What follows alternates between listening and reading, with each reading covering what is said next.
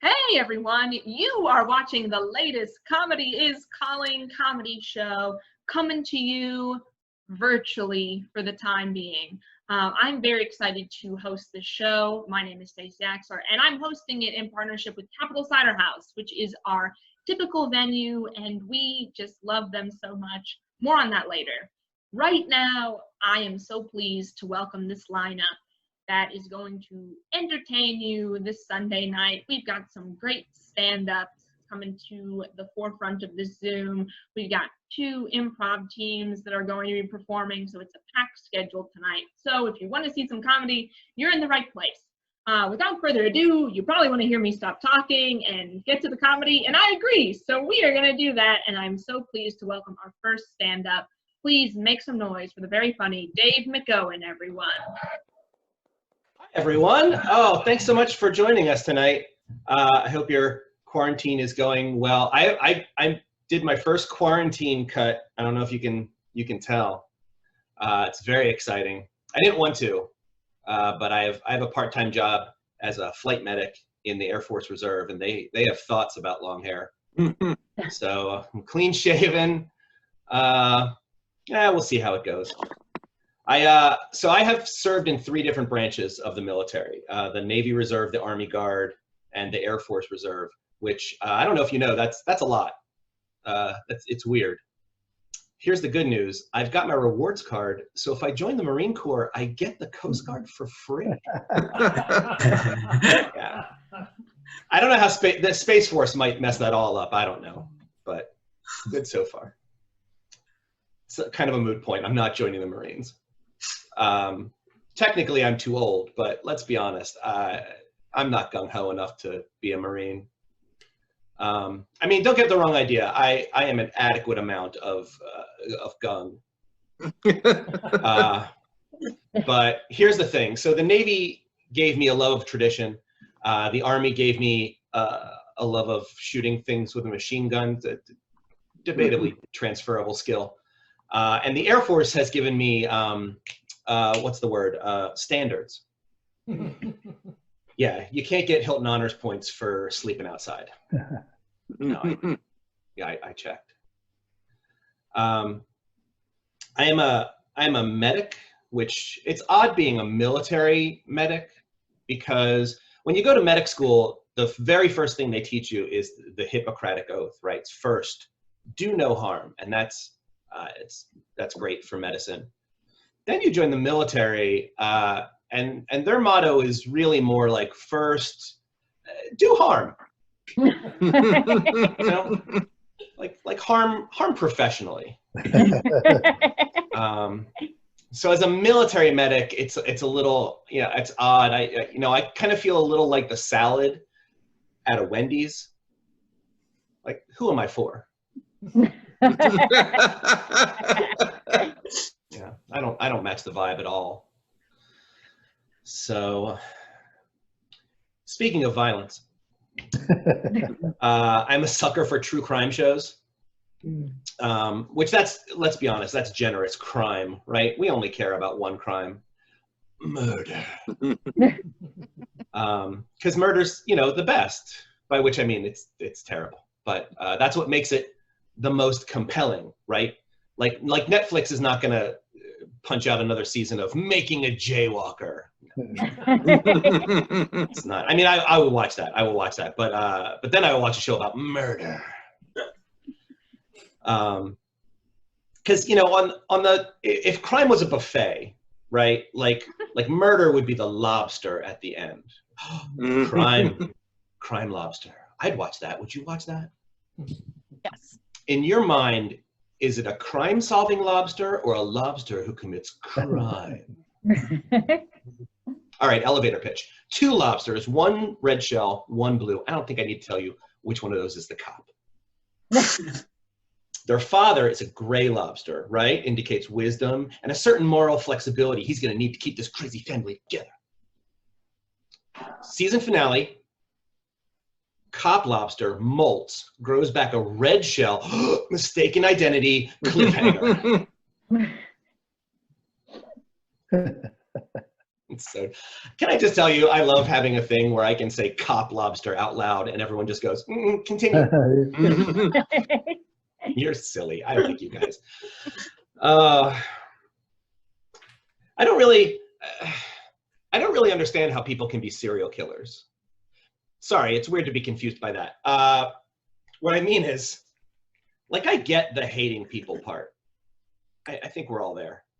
But like the actual murdery part just seems, it's like a lot of work. Like, yeah, it's dark. Stick with me. I'm an introvert. Like, I have a hard enough time meeting new people. The idea of going out and striking up a conversation, getting to know someone, you know, inviting them back to your place, and if everything goes right, having to dispose of a body. I mean, who's got that kind of energy? No. I guess technically, so I would get being a serial killer for however long it would take until your neighbor showed up at your door, like, hey man, it smells really bad. Are you like hiding dead bodies in there? Yeah, Steve, I am. Stab, stab, stab, stabby, stab. Dead Steve. I feel like this is a teachable moment. If you ever suspect that your neighbor might be hiding dead bodies, don't go ask that neighbor if they're hiding dead bodies. Call the police like an adult. I know it's not popular to murder shame people these days, but I feel like that last one was mostly Steve's fault. I don't just watch, I watch other things besides, I don't want you to get the wrong idea. I watch other TV. The big news this week, oh my goodness, Disney released the movie version of Hamilton. Yeah, that's how I feel about it too. But other people are very excited. I hope it goes better. I hope it goes better than the last big Broadway movie, Cats, which I don't know if you've seen that. That's a nightmare. I am looking forward to the butthole edition of Hamilton, though. So it's really gonna make history come alive. What I'm watching? Well, I'm a nerd. I'm rewatching The Mandalorian. Let's be honest. Have you guys seen Baby Yoda? Yeah. That thing is adorable. Yes. Look, I'm a man. Not much of one, but technically. And looking, you know, I have 120 combat hours over Afghanistan, but looking at Baby Yoda, I have ovulated 37 times. I didn't even know I could do that.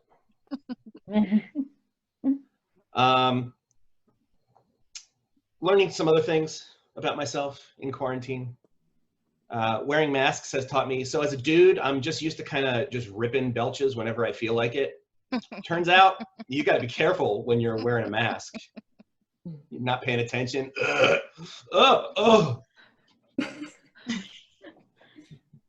don't even remember eating hummus. Learn something else. I'm very fortunate enough to be quarantining with somebody I adore.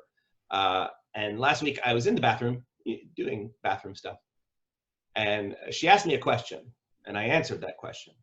Now I don't remember what that was, but I do remember there was a pause, and she said, "Oh, I thought you were eating a hoagie on the toilet." Oh. What did you just say? I mean, look, I know stuff's getting weird out there, but I hope we have not collapsed as a society to the point where people think that eating a hoagie on the toilet is acceptable. It isn't. No. If you must eat on the toilet, finger foods and only in an emergency. I thought we were clear on this. So, just before I go, I just want to shout out to, you know, we did lose a legend of an American yesterday, John Lewis. So for all of those people out there who are doing good and necessary trouble, please keep up the good work. And thank you for joining us. Thank you, Stacey and Capital Cider House. Thank you. Keep it going for Dave McOwen, everyone. Hey. At this time, someone else is about to do stand-up. That person is me, your host, Stacey. Hey, everyone. Yay. Oh, man. Who's watching a lot of different shows on your streaming services recently? Yeah. Yeah. A few of you, great. I feel like I definitely am. I've noticed an uptick in the amount of things I'm watching simply because I'm not really leaving the house. The other day, I got a notification that A&E, who has a YouTube channel that I subscribe to, was releasing a 4 hours quarter marathon. That's really good. That's the only marathon I've ever trained for. I can do the Hoarders Marathon. Watch the whole thing in one sitting. Everyone, hoarding is like a really serious thing. But there are some things that you can hoard that people don't notice. Like, you can't hoard big things like cars, but when you hoard every single envelope you've ever gotten since 2006, no one notices. And if you're wondering why someone would hoard envelopes, it's not your business, okay? Maybe envelopes are just cool, okay? Maybe they're just cool. Yeah. The other thing I watched the other day, Willy Wonka. Any fans of Willy Wonka? Okay, a few of you. Let me tell you something. When I was a kid, we had one Willy Wonka to enjoy. Gene Wilder Willy Wonka. And then in 2005, they made a new Willy Wonka with Johnny Depp. Boo. And everyone, okay, let me just say this. I kind of like the one with Johnny Depp, and everyone's always like, why? Why would you like this, Stacey? It's so bad. But here's the thing. A lot of people will be like, I much prefer the Gene Wilder version. And so I asked them, why? Why do you like the Gene Wilder version? And they say, Gene Wilder was so much better. He's so warm. He's such a nice man. It's like, yes, that is a good point.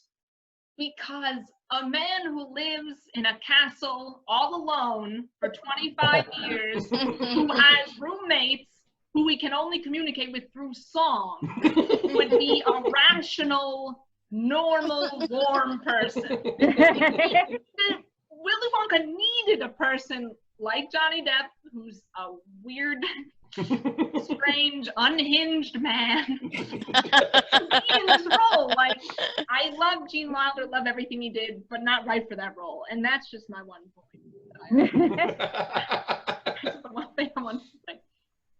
Yeah, it was, for me, a lot of people will say, kids have it easy today. I don't think that's true. The one thing I will say is that young people today, they won't know what it's like to get a VHS and someone did not rewind it. And you know what? That really irritated me. Like, they put on the box, does anyone else remember this? They would say, be kind, rewind. It would rhyme. And so people would be like, no, I won't rewind it. Sometimes if your movie was super long, like The Lord of the Rings, the third one, it would come in 2 VHSs in a big box. So sometimes when you would get that, both VHS tapes would be all the way at the end. You would have to rewind both. It would be, and then once you finish the movie, you'd have to rewind it again. That's the only thing I think that young people honestly benefit from. Like, young people today have it hard. I don't think we give young people enough credit. Like, I don't know. I was thinking about this the other day, and follow my logic on this, but I grew up in the 90s. I was born in 1992. That 92 to 98, I would call the school supply renaissance. Like, school supplies went through this huge renaissance. Maybe you've heard of her, Lisa Frank. Where did she come from? She really lit the school supply. Like, everyone wanted her school supplies. Lisa Frankfurters were like looking at a Mona Lisa painting. Like everyone had to have one. If you had one, you were cool. They had gel pens in the 90s. Do you know you cannot find gel pens anymore in the store? You have to order them separately on the internet. I don't know where the gel pens went. You know, and it's like we went through the dark ages because we gave up music and art and culture. I feel like that's what's happening with school supplies now. Like there's no gel pens, there's no fun folders. It's like we're going back to the 70s and 80s when you had like yellow pencils and sharpeners that made strange sounds when you tried to use it. Like I remember those things, but I don't know, everyone. When I was a kid, it was really cool to trade school supplies. Like everyone liked trading pretty sharpeners that were like electric blue and electric pink, these like great colored sharpeners. And then it would be really cool to come to school and be like, I traded my friend for this sharpener. And then everyone would be like, no, Stacey, your mom can't be your friend. And I am happy, like I'm almost 30 and I'm gonna admit it, my mom was my best friend. And Mom, if you're watching this, I'm sorry everyone shamed me not being your friend. I had to make up friends that I had, that I didn't even have, but I had to just come up with and everyone, don't let peer pressure get to you. That's my big thing that I wanted to say today.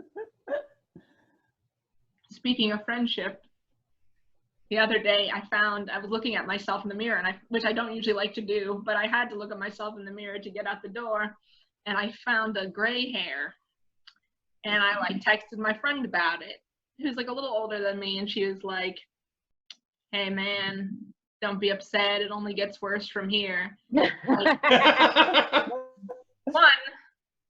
I think that's good advice, and two, it's like, I know, like, I'm a young-ish person, but I'm not a lucky person. Like, in no way, shape, or form did I ever think it would get better from here. Like, I know it's probably going to get worse slowly over time. So, anyway, announcement, everyone, I have a gray hair. If you're trying to find it right now, I pulled it out. No. Did it hurt? Yes. Do I regret it? Yes, also. Because I'm living lies. I don't want to live with lies anymore. The other day, someone said to me, it's like you have a chip on your shoulder. And here's what I'm going to say about that. I feel sorry for you if you don't have a chip on your shoulder. I love my little chip. It's so salty. It tastes great. I love leaning over, nibbling a little of it. Feeding the hunger of my bitterness is one of my favorite activities to do. So if you don't have a chip on your shoulder, you must be really empty. And I feel sorry for you, and you must have nothing to work harder for.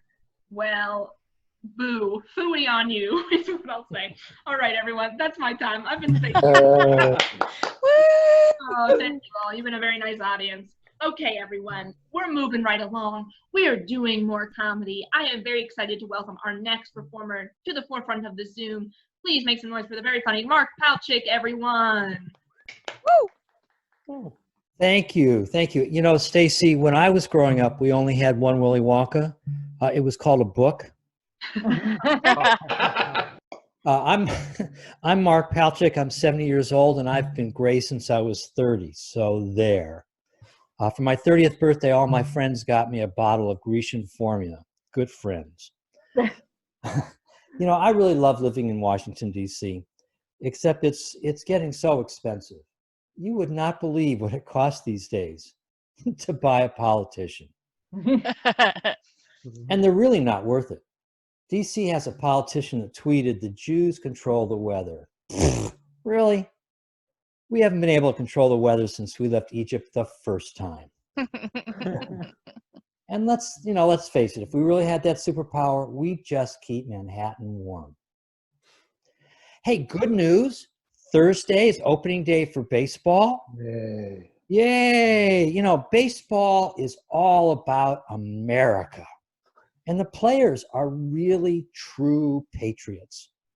They're going to be playing in the middle of a pandemic with no fans in the stadium, with all personnel being tested every 2 days, with all those that test positive being required to quarantine, and with all the catchers wearing masks. Wow. Who knew the MLB would volunteer to validate this type of COVID protocol? Hey, if it works, maybe our president will play ball and let the rest of the country do this. As you can tell, I'm a little, off because these months have really aged me. I really miss the good old days, like 2019, when it was a good thing. Yeah, when it was a good thing to have an infectious smile. The truth is, this entire year has been insane. I think we need to change the 2020 calendar to January, February, COVID. Happy New Year! Look, the fact is, I am so befuddled sitting at home.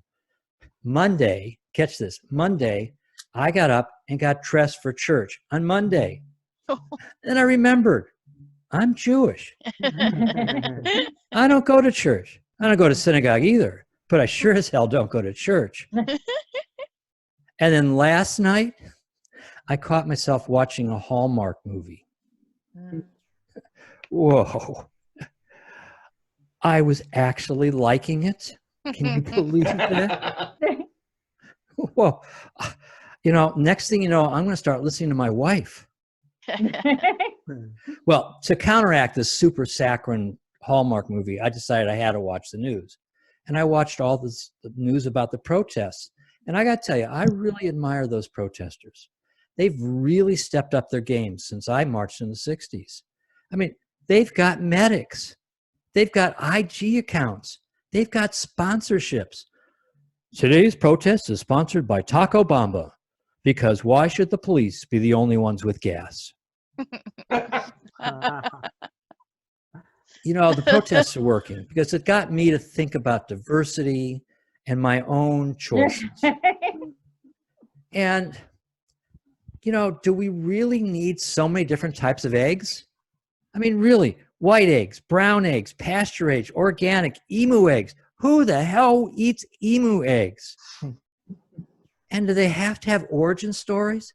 I do not need to know that my chicken took a long walk in a bucolic pasture while eating morsels from an artisanal cow pie.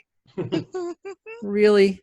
I don't want to buy the farm. I just want my chicken to lay a dozen eggs because I've got omelets to make. I really miss the 60s. I do. I mean, there was a sense of progress. There was a sense of a brotherhood. There was only one type of egg. Hey, look, we realized that there was real racism going on in the 60s, but, we started the change.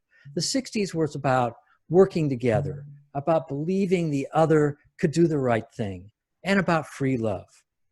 Now, we're about us versus them, about hating the other, and free-range chickens, but not emus. Hey, look, I miss the love. Could we be about the love? Get rid of the us versus them? Can it be like, je suis avec nous, I'm with us? Hey, I got to tell you, I am sick and tired of people telling me what to do with my life. When I was a kid, my parents were so afraid that I would become a drug addict if I smoked weed that I had to lie about smoking weed. Today, my kids are so scared that if I go outside, I'll catch the COVID. So I have to lie about going outside to smoke weed. Oh boy, I'll tell you, I've been thinking, why is it that most of us are okay with gender being non-binary? But age has to be a specific number. If you're a certain age, you're old. Come on. We all know 20-somethings that are so old. And we also know 70-somethings that refuse to retire. Sorry, not retire. Not sorry. And I'm not retiring. I maintain firmly that you are not old unless when the sun rises, the first thing you say is, let him cook his own damn eggs. You are not old unless on the subway, pregnant women give you their seats. You are not old unless your only pickup line is help. I've fallen and I can't get up. And I'm not old. I'll have you know that I walk my dog every day, twice a day for 2 hours. Well, it should only be an hour and a half, but that dog stops every 10 minutes so I can pee. Hey, I have noticed, though, that both seniors and stoners philosophize way too much. I mean, stoners are like,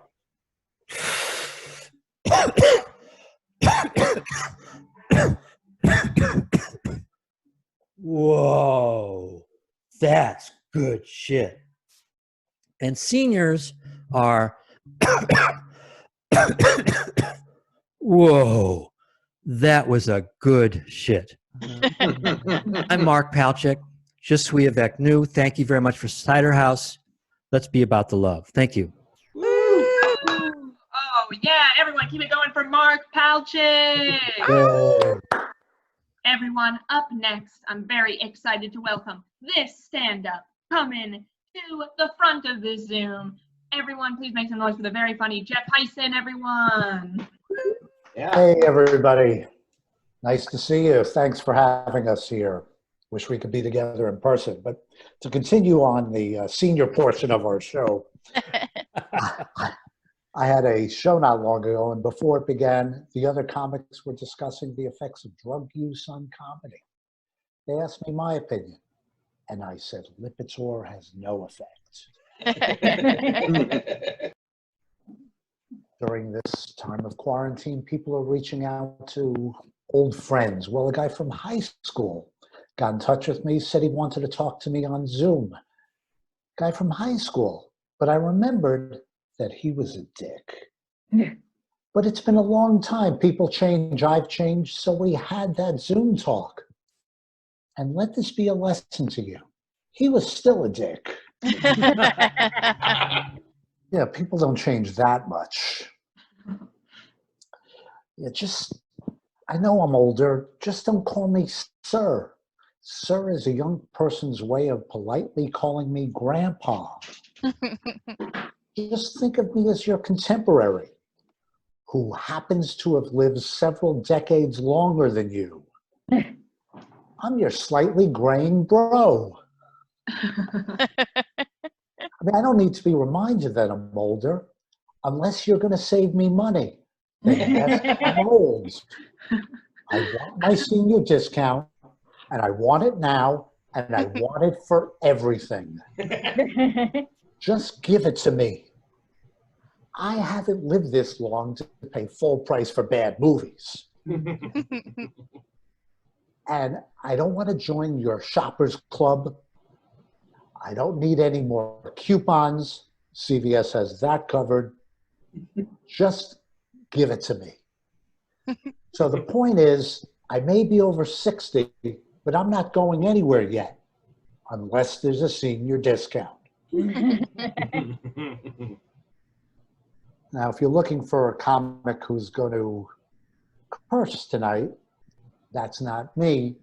I have a reputation as a clean comic because I don't curse on stage or even the virtual stage. So one night I was asked to open a show for a gospel comic. It was a great show, but before it began, the promoter asked all of us to gather together, close our eyes, hold hands, and pray for a good show. That's fine, except another comic asked me, does that offend you as a Jew? And I said, no, but I've heard your act, and you should have been praying for better material.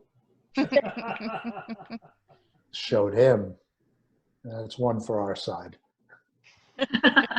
I have a day job. Some of you are going, good, you need one. Thanks a lot. I'm a lawyer. Hold your applause for lawyers. But I don't like talking about being a lawyer when I'm on stage. And that's because we don't know each other yet. And when people meet a comedian, they say nice things. Like, tell me a joke. Say something funny. That doesn't happen with lawyers. Nobody meets a lawyer and says, tell me a statute. Say something in Latin. And I sometimes get my jobs confused. One day I was in court and the opposing counsel said, I object. But I forgot where I was and I thought he was a heckler. So I turned to him and said, I object to your face. The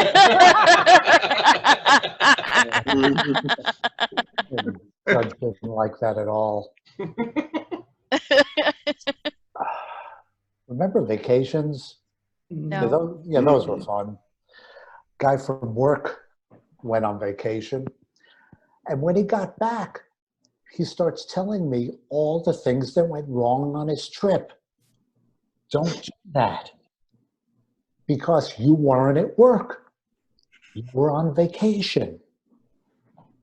Well, you say that the food was overrated. I was at my desk eating a lean cuisine. Well, you say that there wasn't enough to do. I was busy trying to figure out a new password with a special character. Which is difficult for me because I believe that all characters are special. Why are we creating class divisions between the characters? I'm an ampersand, you're just an R, I'm special. New to ampersands? Thinks it's part of the 1%. And don't get me started on the umlauts. And while you found the drinks to be watered down, I walked down the hall and found that there was no toilet paper, which I needed after that lean cuisine. So in the future, when you go on vacation, never complain about it. And I've been married a long time, but I still look at other women. Well, not now. There are no other women around. But normally I do. Except for one guy I know, he says he doesn't do that because it's disrespectful to his wife. That's sweet. I have a nickname for him. Liar. You know that as soon as he leaves the house, his wife's watching Magic Mike. Young guy I know asked me what marriage is like. I said, let me tell you a story. My wife asked me if I wanted to go somewhere. And I said, no. And she said, oh, we're going. And I said, so why'd you ask me? And she said, I wanted you to feel as if you were involved. What marriage is like. My wife was holding a hammer because she was putting up a picture. And so I said to her, I better stay away from you while you're holding that thing. And she looks at me cold in the eye and says, that's not how I would kill you. I said, you've thought about this? She said, it's my backup plan. I've been married for so long, I've forgotten what sex is like when you're single. There's a single guy at work. He said, I can't wait to go home. My girl's going to be there and we're going to have sex tonight. And I said, but it's Tuesday.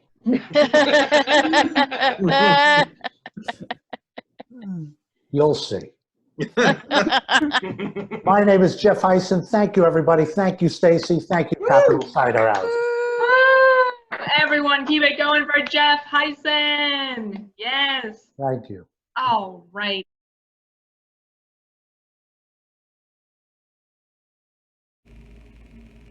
Hey, thanks, Stacey, for having me on this Zoom comedy show. I always love to work with you. You know, Zoom comedy can be a confusing world. I have done some shows where the audience can tip the performers via Venmo, but then I noticed I kept getting tips in $1 increments. And I realized I wasn't on Zoom, I was on OnlyFans. Yeah. But keep those tips coming, folks. I appreciate it. I'm only kidding. I didn't even know what OnlyFans was until yesterday. I think it's a young people thing. I'm older. I struggle with technology. I did my first virtual doctor's visit last week with the dermatologist. So here's how it works. Before the appointment, you have to fill out an online form and upload pictures of whatever's bugging you, right? But I fucked up a little. I mixed up the dermatologist form with the sign up for this show. So Stacey, if you got a picture of that rash on my thigh, I'm really sorry you had to see that. I'm so sorry. But no wonder when I asked the dermatologist what I had, he said a tight 10. Given that the mix-up already happened, Stacey, if you could DM me a prescription for Lidex 5% cream, that'd be awesome. Thank you. I do envy the younger generations, though. They have the energy that we baby boomers used to have. Like, I wanted to go to the Black Lives Matter protests in D.C. I really, really did. And I asked my daughter, like, where do you even urinate during these things? And she says, oh, you just hold it till the protest is over. And I'm like, till it's over? I wouldn't even make it through the first chant. No justice, no, fuck, I gotta pee. And there's no bathroom. Oh, God. No justice, no pee. No justice, no pee. Okay. So, health authorities are still discouraging people from having sex with partners outside of their social bubble. And they say that for now, you are your own best sexual partner. And that is a lie. Because I am my own worst sexual partner, okay? And I should know because I complain to me about it all the time. I'm too rough, there's zero foreplay, it's over too quick, and afterwards I roll over, fall asleep, and never make sure myself is satisfied. So apparently I'm a pretty selfish lover to me. But yeah, I really do envy the millennials and Gen Z because, you know, they enjoy things that not all baby boomers can, like erections and bubble tea. Have you ever wondered what men did before Viagra? I read about an ancient remedy from Timbuktu. This is true. It's a little weird, so bear with me. To cure erectile dysfunction, you would lick the dry, pulverized penis of a lizard. Which for me is a little problematic. Like, first of all, does Care First even cover that? And if I lick a lizard's pulverized penis, does that make me gay? Or does it just make me really horny for Geico? I can't tell. So apparently I have been butt dialing a lot of folks, or as I like to put it, my ass has some people to talk to. This problem has been going on for years, and you'd think I'd have solved it by now because it's fucking embarrassing.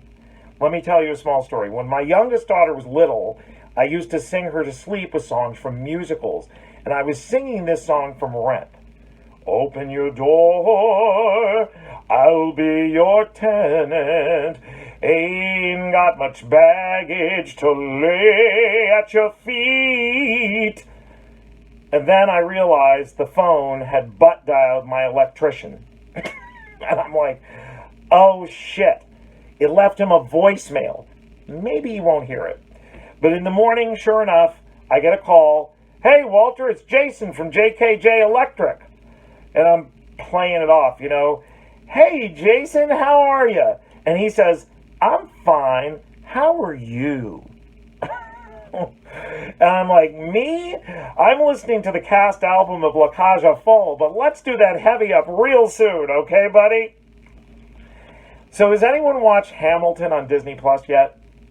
Okay, I watched it last night and was immediately inspired to write my own Lin-Manuel Miranda-style musical about another famous figure, Millard Fillmore. Yeah! He was our 13th president. He took over when the 12th president, Zachary Taylor, died in office. He was the last president from the Whig Party, and you can see by his picture that he was a G. So I think that he is worthy of a Lin-Manuel Miranda musical, and so I wrote this demo to prove it to Lin, and I want him to play the part. And it goes a little something like, I am the 13th president. My ascent was heaven sent. Only punched my ticket cause Zachary Taylor kicked it. I'm a soon-to-be-forgotten white guy. Might have messed up with that 1850 compromise. Slavery's on the rise. Got bitch back by those guys down south. The rednecks check it. Still kept the Union well connected. I know they say that history will forget me, but believe me, someday a Jewish comic will resurrect me. I avoided civil war, eating s'mores on the seashores with scores of petty fours. And sure, it's too much to endure. I'm exquisitely obscure, and tell me what's it all for? My name is Millard Fillmore. Clearly that show will not be coming to a theater near you anytime soon, if ever, but at least I did not throw away my shot. Thank you, Stacey. Thank you, Capital Cider House. Thank you, other comics. Mwah! See you next time. Everyone, we are moving right along. We are doing more comedy. I am very excited to welcome our next comedian. Please make some noise for the very funny Jason Fliegel, everyone. Hey, thanks, Stacey, and thanks, Capital Cider House. Look, I got a confession. I was gonna write a bit about how the worst job in the world is advertising executive. Yeah, I don't mean worst in the sense of bad. I mean worst in the sense of most evil, which is not even true, by the way, because it's 2020. You can be a concentration camp guard. That's pretty evil, right? Like, you remember on Sesame Street when they did "Who Are the People in Your Neighborhood"? They never did concentration camp guard or advertising executive, which is my point. They only show you the good people on Sesame Street. It's always like the baker or the doctor or the policeman. Okay, never mind. Bad example. Yeah, it turns out the real monster on Sesame Street was not Grover. But so I was going to write this bit about how evil advertising executives are. And Exhibit A was going to be this commercial for Cars for Kids. And if you're not familiar, first of all, I envy you. Cars for Kids is a crime against humanity. But before I explain the commercial, the first thing you need to know is they spell cars with a K. Because I guess it's cute if you're too stupid to spell simple words. It's cute with a K, by the way. But also, that means their initials are KK. And nobody at that organization said, hey, we just said Beetlejuice twice, maybe. But, okay, so Cars for Kids, it's this charity where you can donate your car, and the money supports kids, right? And that doesn't sound evil. That's not evil. But what is evil is their jingle. Have you ever wanted to punch a child in the face? This jingle will make you want to punch a child in the face. Imagine a song written by a sadist and performed by prepubescent Nickelback. It gets in your brain. It infects your subconscious and pops back up like audio herpes, basically. Like you're watching TV and suddenly you're humming this jingle. 1877 Cars for Kids. You're trying to read a book and all you can think is donate your car today. Trying to have sex and suddenly you're like, I'm sorry, this never happened before. Let's give it half an hour. I swear, baby. So anyway, that was the premise I was going to write about. So I decided to do some research about Cars for Kids. It turns out they don't just help kids in the conventional sense. Like, they do give money to buy poor kids the stuff they need, like food and scholarships and weed. But the majority of what they spend their money on is they find kids from secular Jewish homes and they get them to be more religious. They're basically Jewish Jehovah's Witnesses. Instead of knocking on your door with a stack of pamphlets, they knock on your brain with that horrible song. Like the one silver lining I can see now is at least they didn't name the charity Cars for Kosher Kids. That would have been really problematic. But here's my problem is I hate that song and I hate that organization. But like, we live in a time when anti-Semitism is on the rise, and I don't want to contribute to that. Like, I'm Jewish, and I hate these Jews for their fake charity and their creepy song. But there's always someone who's going to walk away from this thinking, yeah, let's go get those Jews. That's not okay. And look, this started out as a joke about advertising executives. The worst part is I found out that the stupid jingle wasn't even written by an advertising executive. It was written by one of the volunteers at Cars for Kids. Do you know what that means? That means the Jewish organization was too cheap to pay for their jingle. How am I supposed to expect you not to be anti-Semitic after that? But I need you to not be anti-Semitic, right? Because anti-Semitism, it's on the rise everywhere, right? There's people chanting in Charlottesville, vandalizing synagogues, talking shit about matzo ball soup. It's all bad news. It shouldn't be that surprising. I guarantee you, like a bunch of the comics here are Jewish. All of them, every one of us has stories about dealing with anti-Semitism. And we had to learn this shit as little kids. Like my first anti-Semitism story that I can remember happened when I was 6 years old. I wanted to borrow my friend's Dr. Seuss book, and he wouldn't lend it to me because I wouldn't swear that Jesus Christ died on the cross for my sins. What? It's completely true. I was 6. I didn't know about any of that shit. I just wanted to read The Cat in the Hat. I wish he hadn't called me kike. That is something I did not like. That makes me feel so good to see my friend's white pointy hood. Just wanted the Dr. Seuss, man. Hey, before I get out of here, you guys, I want to tell you about my pet rabbit. His name was Silverado. I got him in 2008. And funny story about how I got him. I was with my ex at the time. She wanted a rabbit, but she wanted to wait until after the election because if McCain won, she was going to move to Canada, which just seems quaint now. Like, oh, that John McCain, he's a real nutty Republican. In hindsight, like, I see she wasn't serious because since Trump won, she's moved to Texas, just the opposite of Canada. Also, I'm a lawyer, as like 3/4 of the comics are here. I don't know how much you know about Canada. It's an entirely different country. They have their own laws up there, not a lot of jobs for US lawyers, so that was off the table anyway.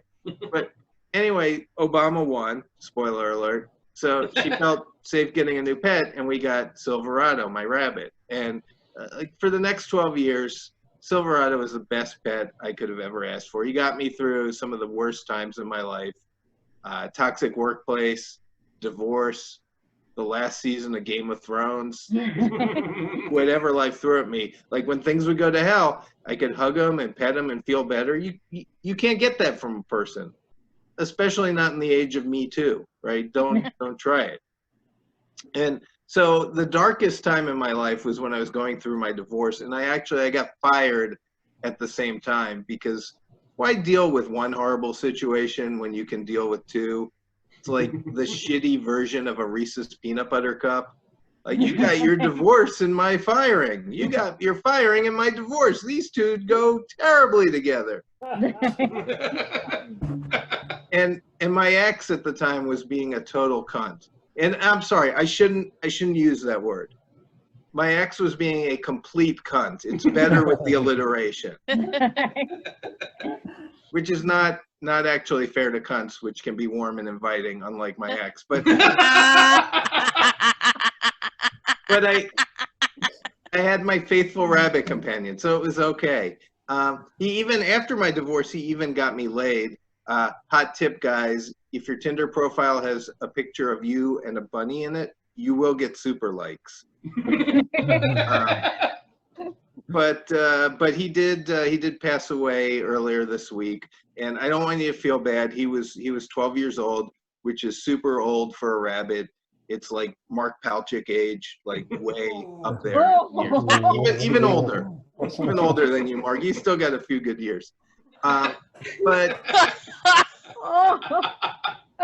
and it's never easy to lose a pet. But here's the thing that the last week has taught me, like when you're going through hard times, like let the people in your life know that you're going through hard times because they care about you. And if you let them know you're hurting, they'll be there for you.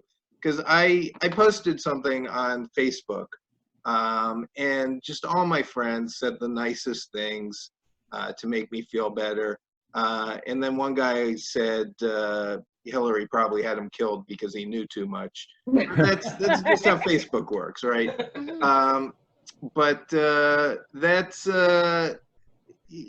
Hug your pets is what I'm saying. If you have a pet, hug them for me, hug her for me.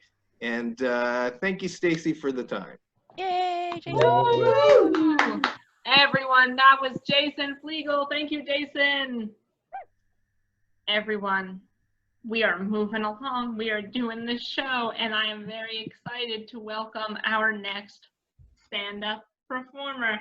She's very, very funny. Please make some noise for Lauren Smith, everyone. Hey, so speaking of wanting to punch kids,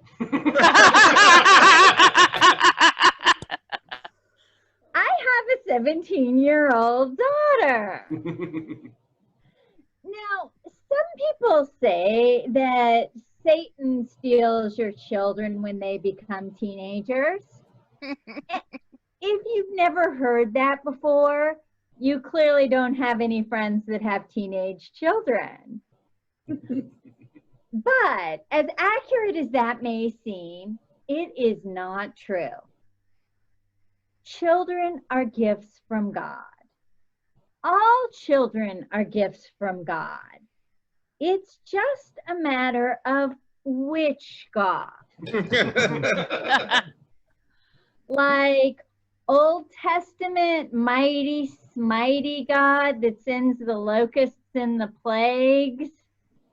Yeah, the teenagers come from him too. Him or Sheba. So as you probably gathered, my daughter and her friends are the girls that I was scared of in high school. Yeah, last sleepover, I had to change the Wi-Fi password so they'd need me alive. Okay, guys, I'm a 50-year-old woman. She's a teenager. I'm not the one that knows how to change the Wi-Fi password.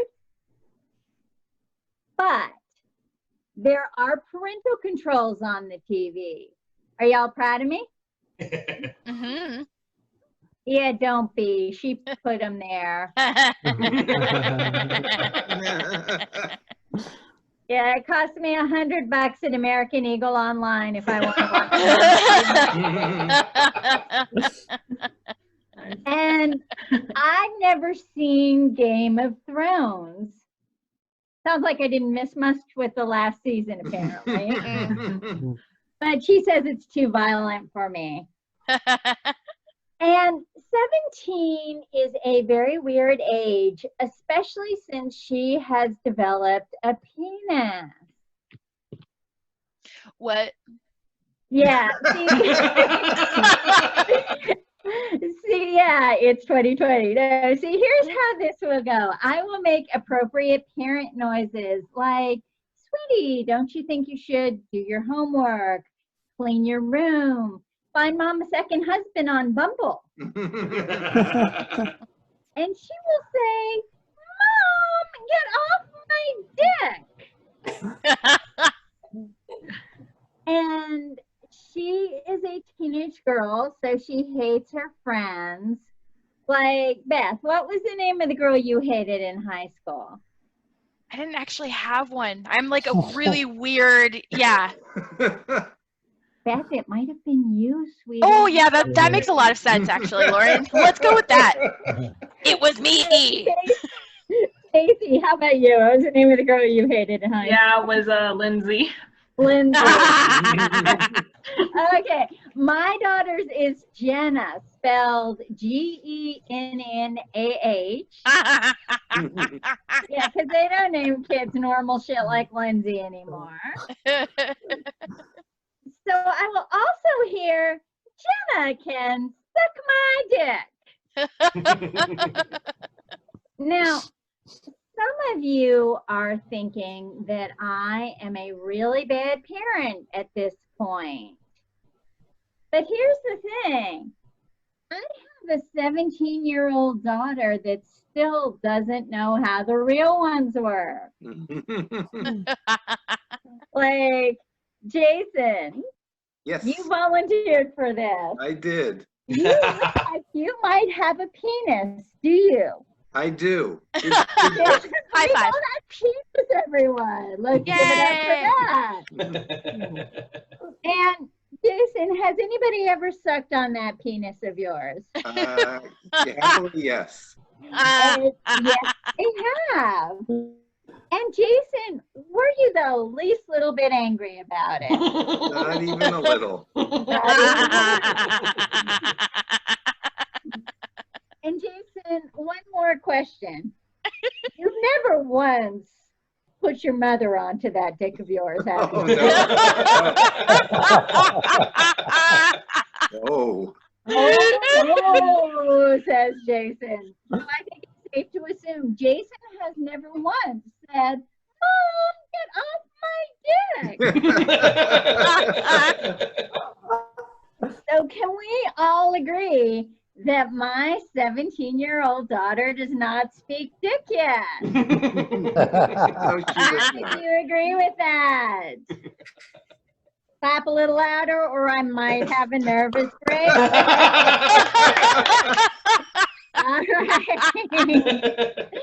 Thank you. You are a very reassuring audience. But you cannot blame kids today for being a little cranky or even developing external genitalia they didn't have before. I mean, they kind of need to be hard. Wait. Yeah, because like when I was growing up, school shooting meant hoops, not guns. And they also didn't have those great coming of age movies. Like, I am 50 years old, but I am willing to bet you guys are still free riding on our coming of age movies. So let me hear a clap if you have seen and loved the following: The Breakfast Club, Yeah. Risky Business, Yes. 16 Candles. Yes. Oh my God, my favorite. Oh, Stacey, no. That was wavy. Guys, I gotta tell you, the 80s really were like that. Being a straight girl was kind of like being an antelope hot for lions. But we can all agree on Ferris Bueller's Day Off, can we not? Oh yeah. Yeah. Yeah. And I realized why they don't make those great coming of age movies anymore. No one expects today's kids to live to grow up. Oh. Ooh, too dark? Or do you just own Smith & Wesson stock? But the good news is that we have a plan in the event of a shooting at my daughter's school. We do. Guys, she's hiding behind Jenna. All right, guys, that's my time. I'm giving it back to Stacey. Thank you. For Lauren Smith, everyone. All right, up next we have the headliner of our stand-up comedians. I'm very excited to welcome this person to the stage, the virtual stage, because it's a virtual show. Please keep it going for the very funny Side D, everyone. Yeah. All right. Thanks everyone for being here. I didn't know it was headlining. Thanks, Stacey. I mean, guys, we flattened the curve. We did it. We flattened the curve. I know you guys are like, what are you talking about, Sai? The quarantine is getting to you. You've gone cuckoo. No, but Liz, hear me out. Hear me out. If you look at the curve of cases right now, we are accelerating at such a fast pace. We are going at nearly 100,000 cases per day. That to accommodate that, we need to show the entire curve so the axis gets bigger. So the earlier portion of the curve looks completely flat. So we flatten the curve. okay, just look at a plot. We also flattened Spain's curve. We flattened Italy's curve. We're flattening Russia's curve right now. But yeah, we're doing great. We're doing great. And that's why I think they've decided to reopen the schools again. Yeah, we're doing great.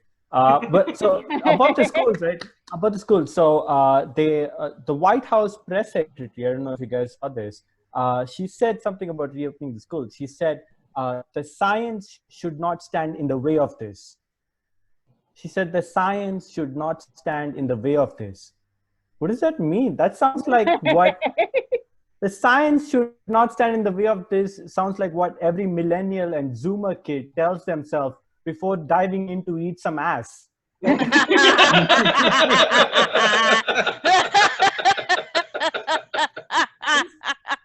The science should not stand in the way of this is what I tell myself when I'm considering how much wheat to add in my wheat brownies.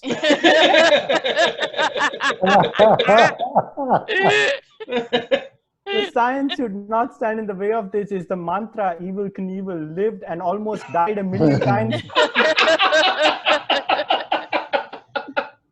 Science should not. Also, look, I really can't imagine the schools I went to as a kid opening up under these conditions. I mean, can you imagine sitting 6 feet apart from each other? Like, how are you going to cheat off the guy in front of you when you can't even see future cardiologist Dr. Prakash's paper? Like, how's that going to work? Okay, I was the only guy who cheated in school. Okay, thank you. Also, these kids, like, we're completely being unfair to them if you think about it rationally. Like, these kids now all have 1 million followers on TikTok. They're celebrities. We can't expect them to go to class with commoners anymore, right? That's really weird. Nah. So what else was I going to talk about? Let's see. So, yeah. So when the quarantine started, I was going to do a lot of things. I was going to make it, I was going to be really productive with all this time at home. Like, I was going to learn baking. I was going to learn how to play the guitar. I was going to learn Mandarin. And 4 months in, I'm proud to say that I've learned how to floss my teeth. So I guess I have a hobby now. But I am actually trying to learn Mandarin. I'm learning Chinese. I'm getting educated right now so that when the Chinese come, I'll be ready to be re-educated. I knew that wouldn't go well in a Zoom call, but I was eager to say it anyways. No, the real reason I want to learn Chinese is because my wife is Chinese American and her family is Chinese American. I want to be able to communicate with all of them, especially my nephew who's 4 years old. Like, I want to play with him, communicate with him, teach him important things that kids should know, like how all of Kashmir belongs to India.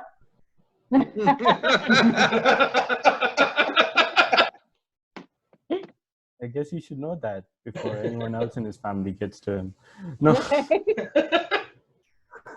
So I'm technically an F1 student still. I'm on an F1 student visa, and there was a bit of a scare this past week about deportations. And I didn't know if you know the order applied to me, but I was taking my precautions anyway. Like for almost a week, I stopped drinking ice water because you never know when the ice is going to jump out and deport me.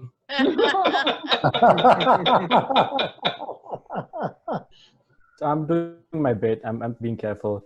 But you know, so I said I'm technically on it. I recently applied for my permanent residency, my green card, because I too one day want to be an American and want to achieve the American dream of having ice on speed dial. Until then, I'm staying the fuck away from ice. No, but I think I'm ready to be American, honestly, right? I think I'm ready to take that next step and be American.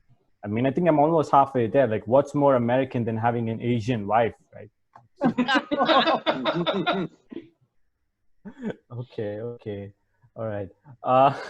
So Kanye almost ran for the presidency. and he backed out. I was kind of disappointed. I was excited about his education plan, right? Like, you knew he had a good education plan. Like, initially with this education plan, there have been some setbacks. There have been some problems with the college dropout and some late registration problems. But eventually, we know that everyone enjoys some graduation, right? Okay, 3 of you are familiar with Kanye's discography. That's pretty good. That's more than what I expected. No, I'm just, no, but look, Kanye's, I was talking about Kanye's education plan, which I think is at least would have been better than Betsy DeVos's initial education plan. I don't know if you guys knew this, but Betsy DeVos was going to change the system, like radically change. Betsy DeVos, I don't know what she is, but she belongs to the Amway family. Like, she's, I guess, I don't know, it's the wife, something, but she belongs to the Amway family, the multi-level marketing firm Amway. So, you know what her initial education plan was?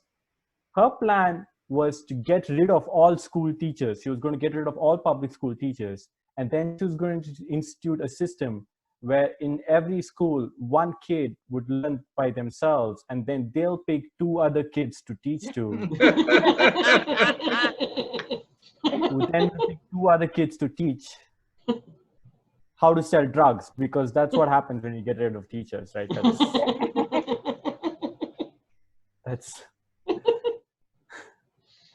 oh man. Let's see, what else is it going to talk about? I don't know. How many minutes do I have as a headliner? As many as you want, Sai. The floor is yours. Okay, I was hoping that you'd say I'm done. You're done, whatever you like. Oh man. Okay, Well, you have 2 minutes. okay, I have 2 minutes. Let's see, what else am I doing? I signed up for one of those master classes because I'm bougie. No, I signed up for Neil deGrasse Tyson's master class, and I can't wait to master the art of eloquent buscularity. You guys think I'm really going to learn serious science from Neil deGrasse Tyson? That's pretty interesting. What else am I doing? I'm listening to a lot of NPR. Just like Saddam Hussein. Do you guys know that? Saddam Hussein used to listen to a lot of NPR. Yeah, that's how they caught him, by the way. Like, he was holed away safely in his bunker, but he couldn't resist coming up for some fresh air. That's awful. You know, that fresh air was Saddam's favorite show. You know what his least favorite show was? Kuwait, don't tell me. I'll end there. Thank you very much, guys. Oh my gosh, keep it going for Saidi. Everyone, at this point in the show, we are doing something that I love, which is improv. And I am so excited because I believe we have all of our improvisers here. Yes, we do. Perfect. Yay. All right. So I am going to pass the floor or the mic rather, to Jason to explain what's happening. But I am so excited because our first improv group performing is the very funny Neon Salami. Hey, thanks, Stacey. Yeah, we are Neon Salami. It's me, it's Laura, it's Beth, and it's Javi. We're going to do some improv for you, and just because of the limitations of the medium, if everyone who is not on Neon Salami, if you could turn your cameras off, that way the 4 of us will be on screen, and that'll make things easier. And we'll be popping on and off to simulate popping back and forth from the back line or the sides of the stage. But we're going to do improv, and we know what America likes right now. It's all about Tiger King. It's all about The Last Dance. We're going to improvise a documentary for you guys. And to improvise our documentary, to get started, all we need is a word from the audience. And you know what? It is almost my birthday, so why don't you shout out something that you associate with birthdays? Cake. cake. I heard one lonely voice yell out cake, and everyone else is too intimidated to shout out a word. So cake it is.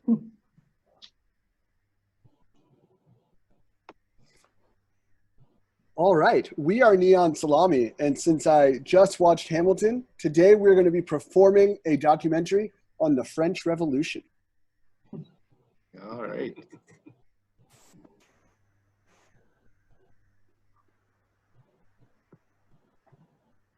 I think people misinterpreted what I said about eating cake.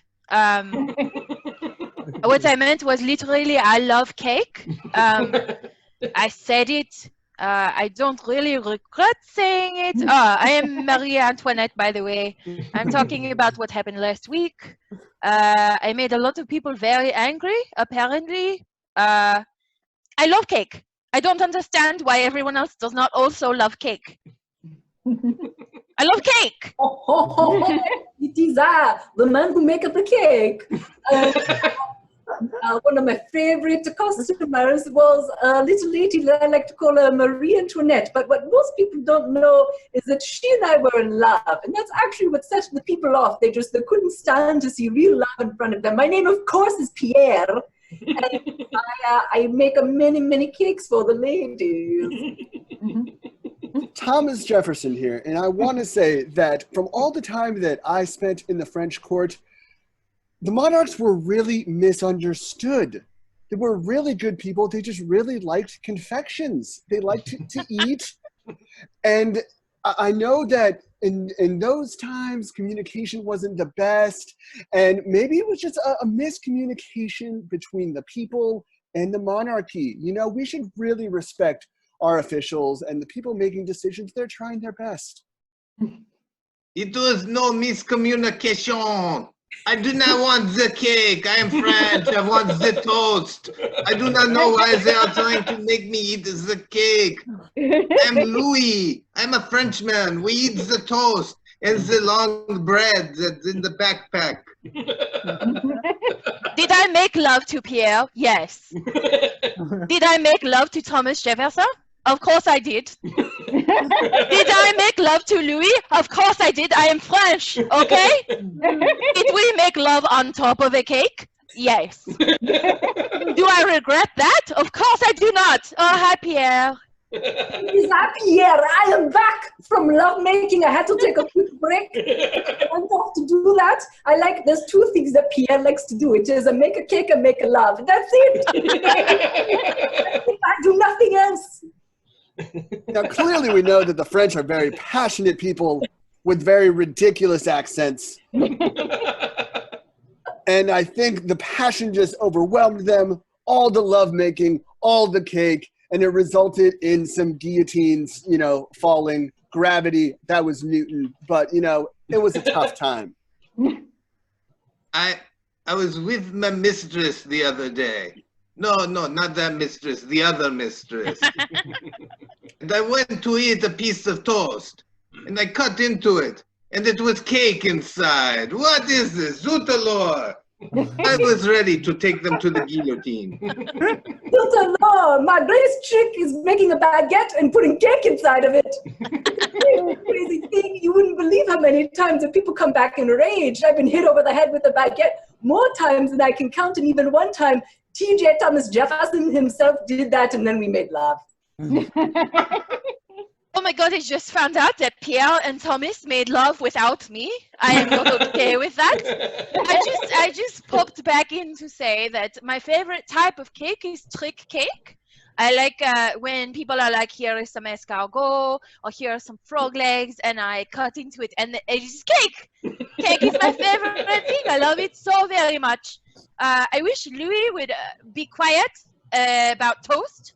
Like, who cares, Louis? And I wish Thomas Jefferson would be a little less cocky, okay? I said it. I said it.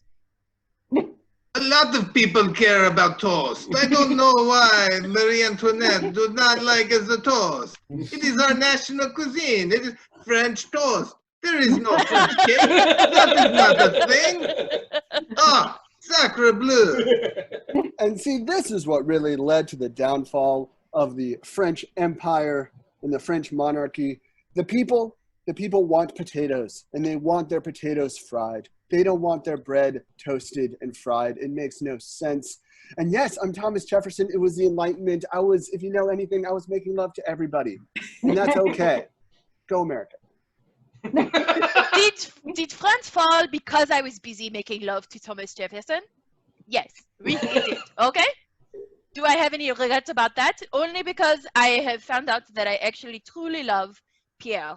I think I would like to marry Pierre. I don't know what to do about that. It's too late now because I feel that I will probably be killed soon. I probably deserve it.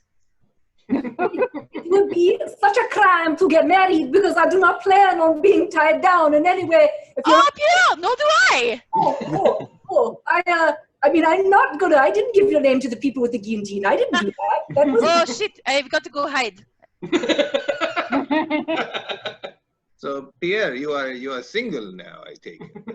Very, very single. Always going to be single. Oh, what are you doing later tonight? And would you like to make some toast, as they say?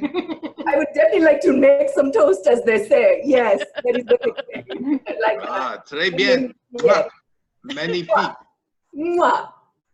So, should we have gone and helped clean up this mess? Nah, you know what? Let him eat cake. And that's our show.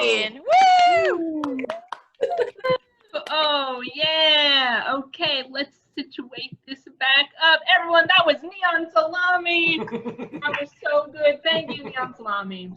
We have another improv team performing, and here we are.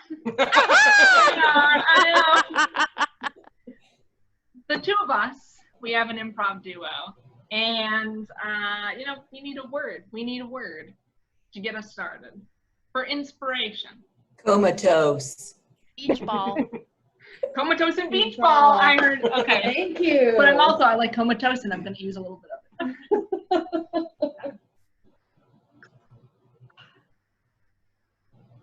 The sun, it's so sunny. That's why I said we should have gone vacationing in the North Pole.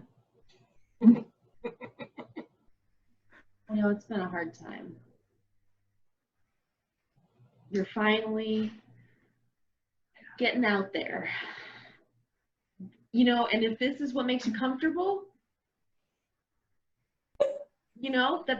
that's why I'm wearing this parka. You're right. The only way to be comfortable is to get uncomfortable first. Exactly. A little bit.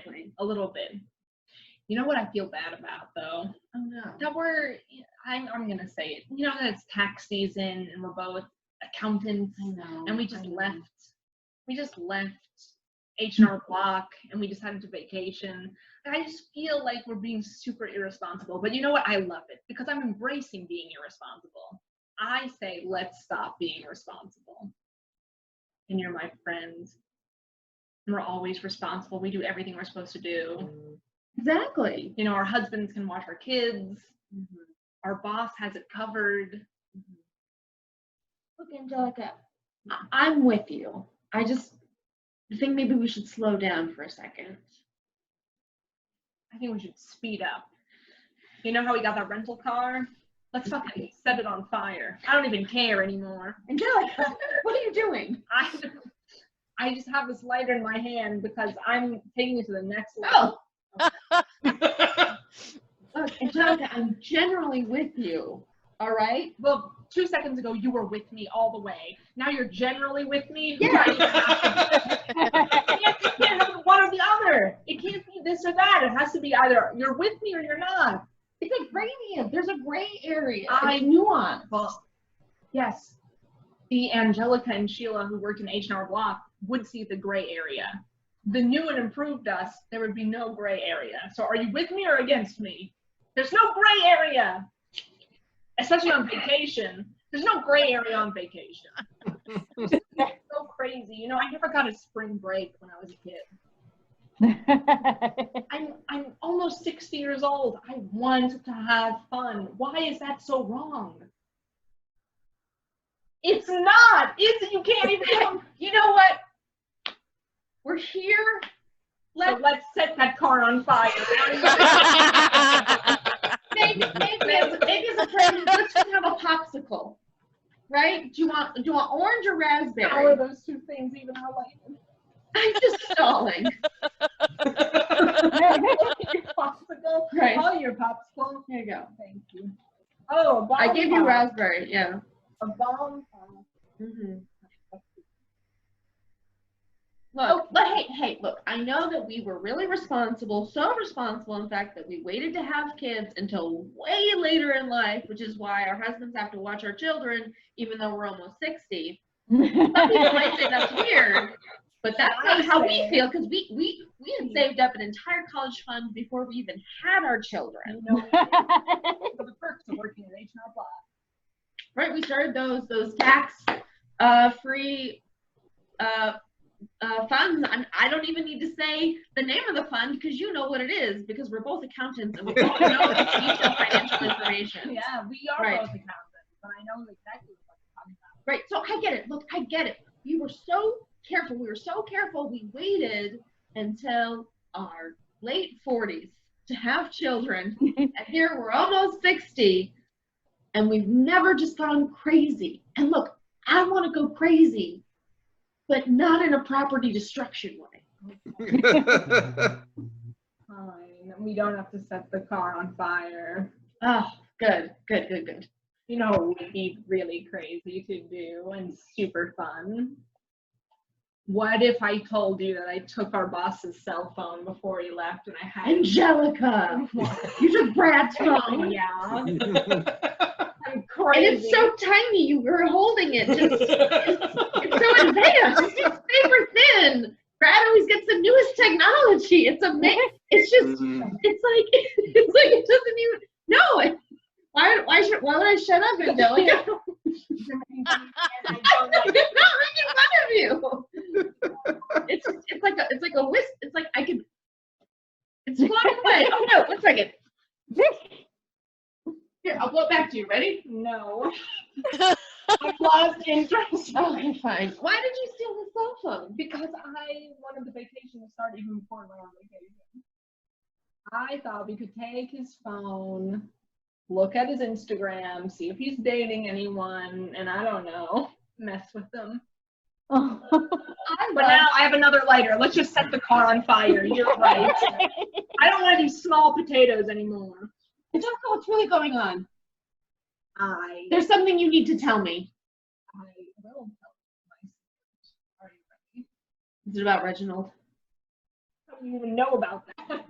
Because I also went on your Instagram. What the fuck is wrong with you? We're really Why? 50-year-olds. Oh, we're not hip. We're with it. There's a difference. Okay, fine. Yeah, I slept with Reginald. So what? I've made peace with it. Or maybe I haven't. That's not even what I wanted to tell you, but I did. Okay, fine. I'm sorry.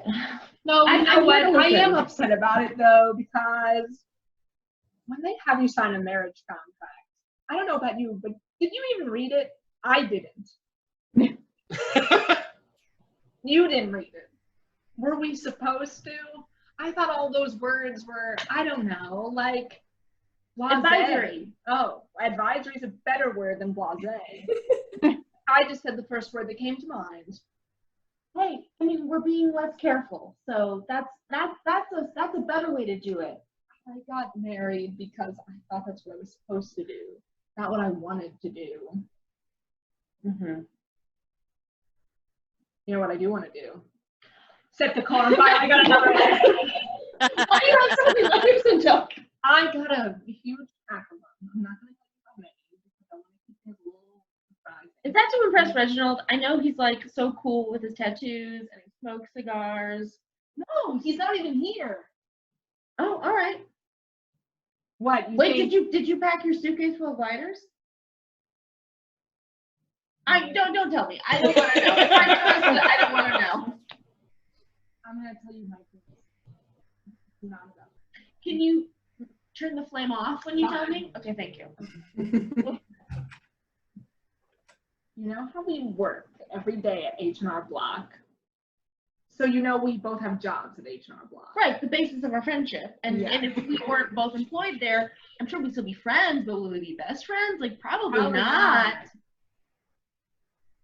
Would it be a total, I think this is going to be a shock to you, but I'm just going to say it. I don't know what H&R Block does. Angelica.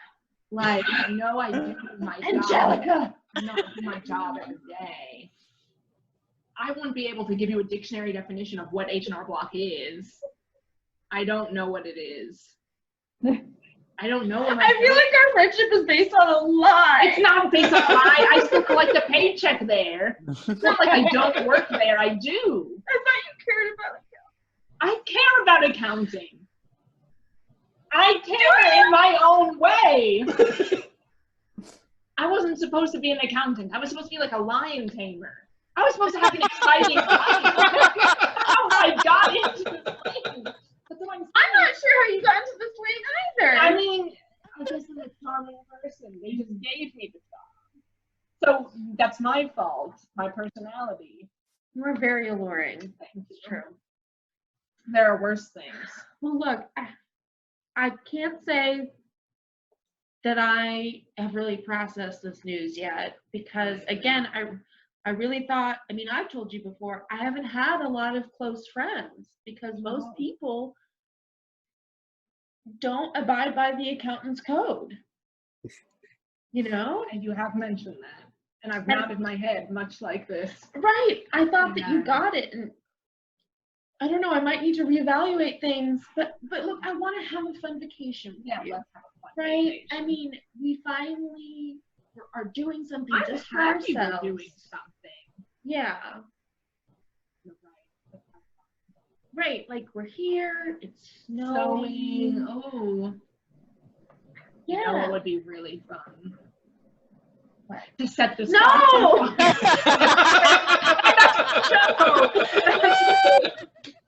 Oh my gosh. Oh. Everyone, this has been Comedy is Calling for Sunday, July 19th. I've been Stacey Axler.